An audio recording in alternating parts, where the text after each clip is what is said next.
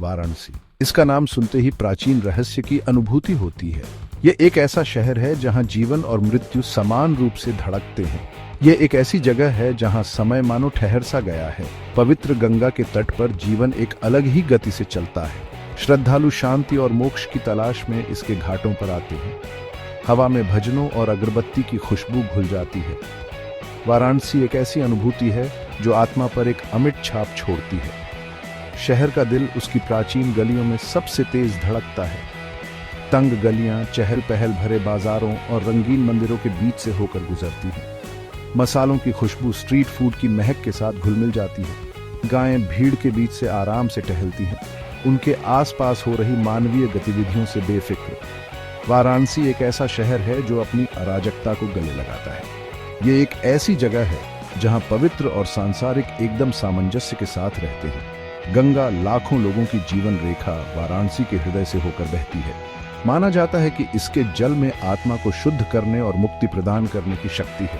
हिंदुओं के लिए वाराणसी की तीर्थ यात्रा पवित्र नदी में डुबकी लगाए बिना अधूरी मानी जाती है। वे स्नान करने, प्रार्थना करने और अपने पूर्वजों को श्रद्धांजलि अर्पित करने आते हैं। गंगा वाराणसी की आत्मा है। यह जीवन, मृत्यु और पुनर्जन्म के चक्र की निरंतर याद दिलाता है। वाराणसी विरोधाभासों का शहर है। यह अराजक और शांत, प्राचीन और आधुनिक दोनों है। यह एक ऐसी जगह है जहां आध्यात्मिकता जीवन के हर पहलू में व्याप्त है। भारत को सही मायने में समझने के लिए वाराणसी का अनुभव करना ही होगा।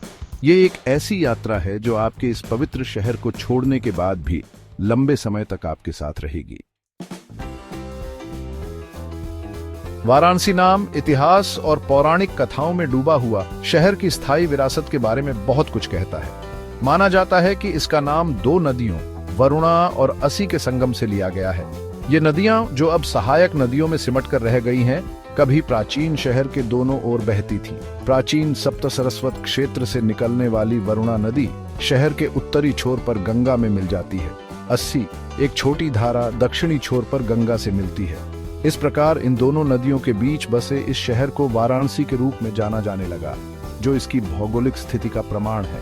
हालांकि वाराणसी नाम का एक गहरा, अधिक प्रतीकात्मक अर्थ है। वरुणा और असी नदियां भौतिक दुनिया की सीमाओं का प्रतिनिधित्व करती हैं। उनके बीच स्थित वाराणसी भौतिक और दिव्य क्षेत्र के बीच एक प्रतीकात्मक पुल बन जाता है। यह एक ऐसी जगह है जहां मनुष्य जन्म और मृत्यु के चक्र से मुक्ति पाने के लिए आते हैं। इसलिए वाराणसी नाम केवल एक भौगोलिक चिन्ह नहीं है, यह शहर के आध्यात्मिक सार का प्रतिबिंब है।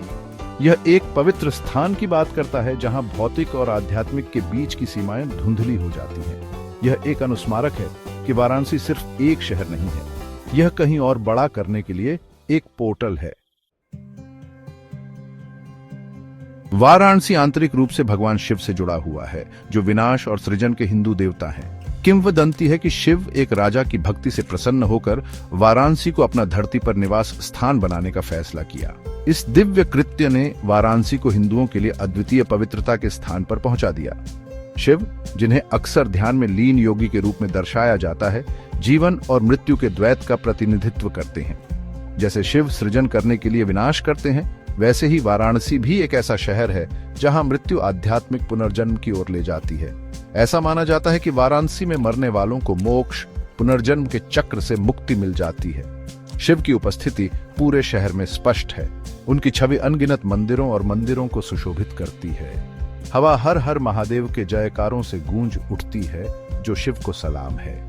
तीर्थयात्री शिव का आशीर्वाद लेने और जन्म और मृत्यु के चक्र से मुक्त होने के अवसर की तलाश में वाराणसी आते हैं। वाराणसी को अक्सर काशी कहा जाता है, जिसका अर्थ है प्रकाश का शहर। यह नाम शिव की ओर इशारा करता है, जिन्हें अक्सर उनकी दिव्य ऊर्जा के प्रतीक एक चमकदार प्रभामंडल के साथ चित्रित किया जाता है। भोर और शाम की सुनहरी चमक में नहाया हुआ शहर इस आकाशीय प्रकाश को मूर्त रूप देता हुआ प्रतीत होता है। भक्तों के लिए वाराणसी केवल शिव का निवास स्थान नहीं है, यह उनके दिव्य सार का प्रतिबिंब है। वाराणसी का इतिहास सहस्राब्दियों पीछे तक फैला हुआ है। इसकी कहानी प्राचीन भारत के ताने बाने में बुनी गई है। पुरातात्विक साक्ष्य बताते हैं कि वाराणसी दुनिया के सबसे पुराने लगातार बसे हुए शहरों में से एक है। गंगा के तट पर इसकी रणनीतिक स्थिति ने इसे व्यापार और वाणिज्य के लिए एक समृद्ध केंद्र बना दिया। सदियों से वाराणसी पर विभिन्न राजवंशों का शासन रहा है। हर एक ने शहर के परिदृश्य और संस्कृति पर अपनी छाप छोड़ी है। कहा जाता है कि बौद्ध धर्म अपनाने के लिए जाने जाने वाले मौर्य सम्राट अशोक ने वाराणसी में कई स्तूप बनवाए थे।